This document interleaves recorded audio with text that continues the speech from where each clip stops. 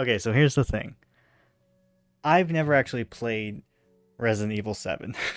Well, okay, no, technically I have played it, but I've never gotten more than an hour into the game. I would always start up the game, excited to finally experience the nightmare of the Baker house, only to get to the first stealth section with Jack and just kind of stop. The furthest I had ever gotten was the second stealth section where you sneak around Gross Bug Bomb as not dead, dead wife Mia. For the record, I have seen the whole story thanks to Let's Players and the like, so I know what the plot is, I know how the story goes, and I know how it fits into the larger Resident Evil universe.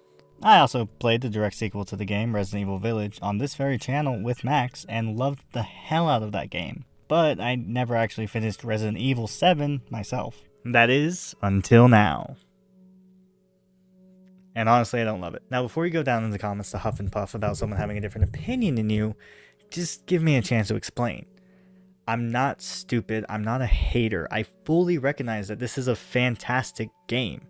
And I'm completely aware of how it basically saved the entire franchise after the critical failure that was Resident Evil 6.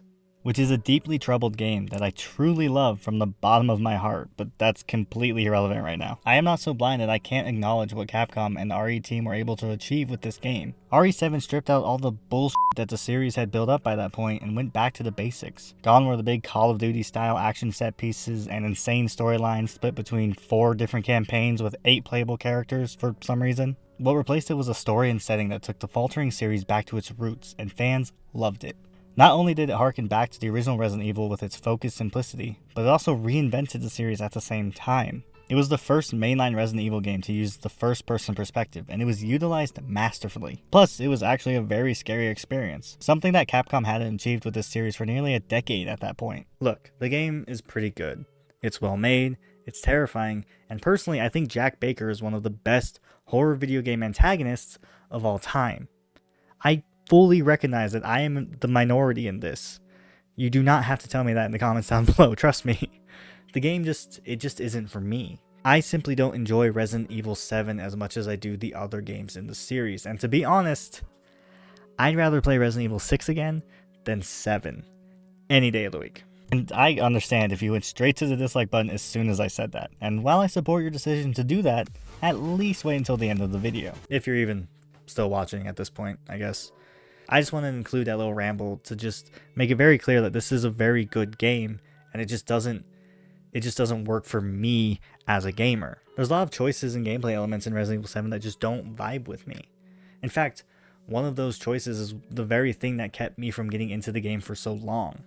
The first hour or so of the game was honestly my biggest roadblock to actually playing the game. First, let me fill anyone who doesn't know the story of the game in on said story. Spoiler alert for the whole thing, because I just don't want to tiptoe around what may or may not be considered spoilers, so buckle up, kiddos. In Resident Evil 7, you play as good old no-face Ethan Winters, protagonist with the personality of Wonder Bread, as he tries his darndest to escape the Baker Ranch after being lured there by his presumed dead wife, Mia. The Baker family have all been turned into seemingly unkillable monsters by a little mole monster girl thing with a deep-rooted obsession with family. The game opens with Ethan finding Mia locked in the basement of the house. Not too long after that, Mia goes a little cuckoo for Cocoa Puffs and tries to kill him because she has also been infected by Mold Girl. This whole sequence is brutal, gory, and very intense. Ethan even loses a hand during the tussle. It's honestly a great sequence and is a banger opening to the game that does a fantastic job of setting the tone for the rest of your ordeal. Until you have to play it again, that is. On subsequent playthroughs or multiple restarts of the game, which I did, this sequence can be so very tedious. Cutscenes in RE7 can't be skipped, and while you can take some shortcuts to get through it faster, this part of the game is annoying to play through more than once. For me. It's annoying to play through more than once for me. Just really want to stress that. This whole drawn out section is then followed up by a stealth section where you're forced to sneak around big boy Jack Baker and escape the main house. This kind of gameplay is just not something I enjoy. I get why people like it and I get why it's scary. Amnesia was a big deal because you are completely unarmed the whole game and your only options when confronting with enemies is to either run or hide. I personally just don't have fun with that kind of game. I am a very impatient person, and that makes me very bad at stealthing. Like, laughably bad at stealthing about. I don't mind stealth sections when it's optional, because at least then, when I'm inevitably spotted, I can fight my way out. Also, as an aside, first-person stealth is the absolute worst kind of stealth in any video game ever. I will die on this hill. And if I'm being completely honest, the stealth sections of this game are pretty short, and only the stealthing around Jack at the very beginning is necessary, with most others being avoidable. It's really the combo of the long unskippable Mia bit at the beginning followed by the unskippable Jack stealth section that makes the beginning hour of this game a drag to get through. Which is part of the reason I never got further in the game than that. The Jack stealth section would always drain my enthusiasm to continue playing, so I wouldn't. I would tell myself that I'd pick it back up later, and then that would never happen. I feel like Resident Evil 7, out of all the Resident Evil games, takes the longest to really get going. You have to go through so much crap before you even get a gun and start doing actual Resi stuff. Once you get to that point in the game, it is pretty fun. Exploring the Baker house and solving traditional puzzles in the classic survival horror fashion is the highlight of the game for me. Everything else in the game just seems to take away from that aspect. Honestly, even some of the more standard Resident Evil activities you do, like collecting and upgrading weapons, just isn't as satisfying to me as other games in the series. Really, the only upgrade to the guns is a steroid thingy that makes you reload faster, and that's pretty much it. My favorite upgrade system out of all of these games comes from RE4, and not every Resi game needs to have a system like that, but I just feel like Resident Evil 7 barely has a system at all. Also, the molded are the least interesting enemies in the entire franchise as far as I'm concerned. The lore behind them is kinda neat, but they really feel like they were created just to give you something to shoot in between boss fights. The molded just kinda look and feel like store brand regenerators from Resident Evil 4. Like when you ask mom for regenerators and she says we have regenerators at home. Did I do it? Did I do the meme right? And don't even get me started on the fat molded fight. I hated it so much. Was not fun, just very, very annoying, which is actually in stark contrast to most of the other boss fights. Emphasis there being on most. These fights are one area of the game that really shine bright for me, and are possibly some of the best in the entire series. Especially all the Jack boss fights. I really like them, and I really like Jack's whole stick. Jack Baker manages to strike a careful balance between unhinged lunatic that's kind of funny in a messed up way, and being a truly imposing, unkillable monster. He's sadistic, but at least he makes you laugh sometimes. He stands out the most, and once he's out of the picture, the game really loses something special. I love how sad the Baker story actually is.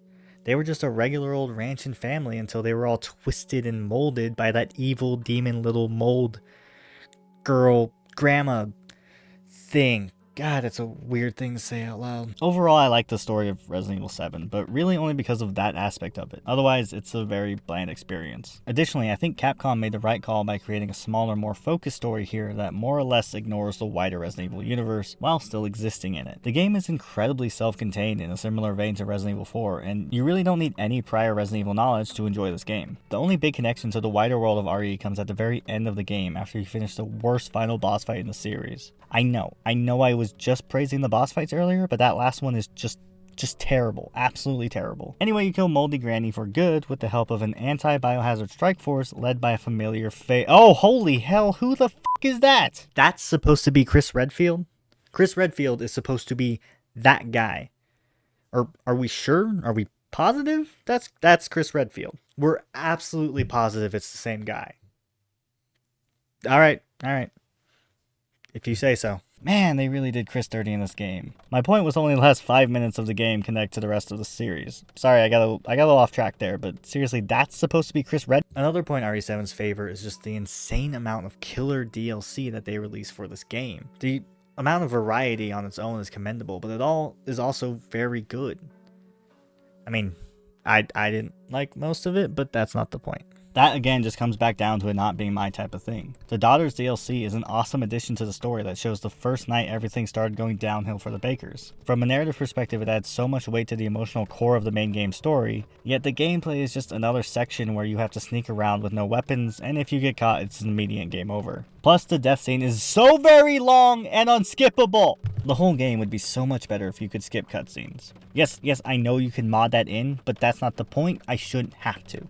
Anywho, Daughters is cool from a story perspective, but it's not something I'm gonna have fun playing. The Saw style card game thing is neat, I guess, but it ends up being a little bit too torture pointy for me. The bedroom plays like an escape room where you have to solve puzzles to escape, but with the twist of fooling Bug Mom into thinking that you're still trapped in bed, meaning you have to put the things you mess with back where you found them to keep Bug Mom from realizing what you're doing. Very cool concept, but again, not something I'm gonna have fun with. Nightmare is my favorite of this set of DLCs because it reminds me the most of Mercenaries. Using weapons and traps you buy with scrap, you must survive the night against wave after wave of enemies. Honestly, it might be the most fun I had with the whole game. game. But wait, there's more, because Capcom released 2 additional story DLCs that deal with the aftermath of the game's main story. One featuring #NotMyChris as he hunts down the one baker that Ethan didn't kill, Lucas. Just real quick, Lucas and his whole section are the most annoying part of the game, so I really enjoyed killing him, but overall the Not a Hero DLC is just very meh. End of Zoe, on the other hand, I really enjoyed. Or I did, until I repeatedly got insta-killed by those goddamn gators!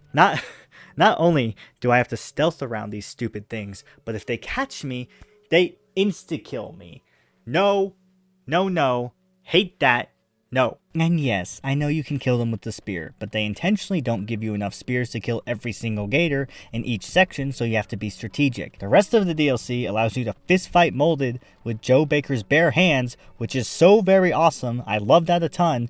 Just let me fistfight the gators. Come on, Capcom. Anyway, the actual story of End of Zoe is my favorite bit of the additional story for the game because it does something I love in media. It lets you revisit an area you're familiar with under new context. I adore being able to see bits of the aftermath of the main story. Even the fact that Jack returns yet again as a Swamp Thing ripoff is just so cool to me. Plus, Zoe gets a happy ending, which is good because she deserves it. I guess I shouldn't leave out the fever dream that is Jack's 55th birthday minigame thing that is so very bizarre in the best way. It's just Capcom having a little bit of fun, and I can appreciate that. And yes, there is Ethan Must Die, which is just an extra challenging challenge for all the masochists out there. Not my cup of tea. Did not care for it. In conclusion, Resident Evil 7 is a good game. A great game, even. It just isn't for me. There are other Resident Evil games I'd rather play again before this one. For example, most of them. My enjoyment of this game was bogged down by gameplay elements I just don't personally enjoy. They're not fun for me. I don't have fun doing them. And that's okay. We're all going to be okay, even if I don't like this game that most other people like. There is legitimately a lot of good in this game. Like, even I, as much as I ragged on it, had a lot of fun with it. But by the time the credits were rolling, I was more relieved it was over than satisfied I had finished it. All the elements I don't like are also the elements that are going to make me less likely to return to this game in the future. I don't want to replay the section with Mia. I don't want to sneak around Jack. I don't want to walk through Bug House. I don't want to hear Lucas's voice ever again. And I definitely don't want to play through the Tinker section, especially since the game already makes you play through it twice. As far as I'm concerned, the good bits of Resident Evil 7 just don't outweigh the bad bits. Well, that's going to wrap it up for this video. If you actually managed to make it this far into the video, then you might as well leave a like and subscribe to this here channel. Or dislike, honestly, doesn't matter either way. I hope you enjoyed this new format of video. I know it's not the best. I don't have all the correct equipment I need to have this actually look good. But I tried my best, and hopefully it turns out all right. I hope. Please let it turn out good. I just want to add more of myself into these videos rather than just being kind of a, disembodied voice. And I don't know. We'll see how it goes. Thanks for watching. I'm Tin from Tin Maxx, and I will see you in whatever I do next.